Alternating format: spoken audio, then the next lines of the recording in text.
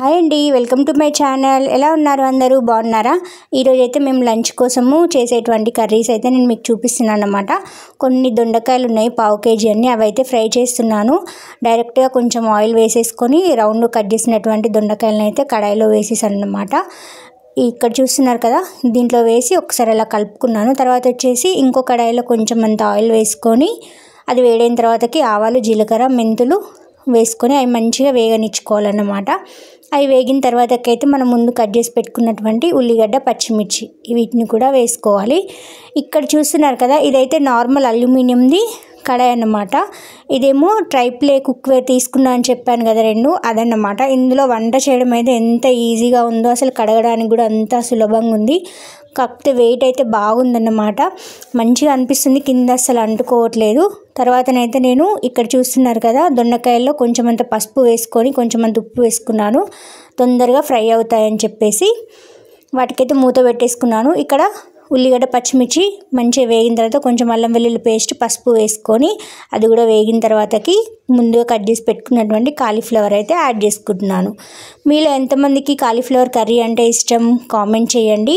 మాకైతే సీజనల్గా ఇక్కడ ఇప్పుడు చలికాలంలో కాలీఫ్లవర్ అయితే ఎక్కువగా దొరుకుతూ ఉంటుంది కదా. ఇంకా రెగ్యులర్గా మనము సీజనల్ ఫ్రూట్స్ కానీ వెజిటేబుల్స్ కానీ తింటే మన హెల్త్కి మంచిదన్నమాట. ఇంకా ఇవి సీజన్ ఉన్నప్పుడు ఎక్కువ వస్తాయి కాబట్టి మనకు ప్రైస్ కూడా తక్కువ ఉంటుంది. ఇప్పుడు నేను కాలీఫ్లవర్లోనైతే కాస్తంత ఉప్పు వేసి కలిపి మగ్గించుకుంటున్నాను. మనకు ఏదైనా కూరగాయల వంట చేసేటప్పుడు కొంచెం ఉప్పు వేసినట్లయితే అవి తొందరగా ఉడికిపోయి మగ్గుతాయి అన్నమాట. మీకు తెలుసా ఈ టిప్? చాలామందికి తెలిసే ఉంటుందిలేండి. ఇక్కడైతే దొండకాయలు కాస్తంత మగ్గినాయి, చూస్తున్నారు కదా, ఎర్రగా అయిపోయినాయి. దాంట్లో కొంచెం అంత కారపొడి అయితే వేసుకుంటున్నాను నేను. నార్మల్గా ధనియాల పొడి అవి ఉంటే వేసుకోవచ్చు. నా దగ్గర కంప్లీట్ అయిపోయింది. రేపు అయితే చేద్దాం అనుకుంటున్నాను, అది కూడా వీడియో పెడతాను. ధనియాల పొడి, గరం మసాలా నేను ఇంట్లో ఎలా చేస్తానని చెప్పేసి. తర్వాత మనకు కొంచెం కాలీఫ్లవర్ మగ్గిన తర్వాతకి సరిపోయేంత కారం వేసుకోవాలి. నేను పచ్చిమిర్చి ఎక్కువగా వేసుకున్నాను కాబట్టి కారపొడి చాలా తక్కువ వేసాను. ఇంకా కాసేపు మూత పెట్టి మగ్గించుకున్నట్లయితే మంచిగా అయిపోతుందన్నమాట.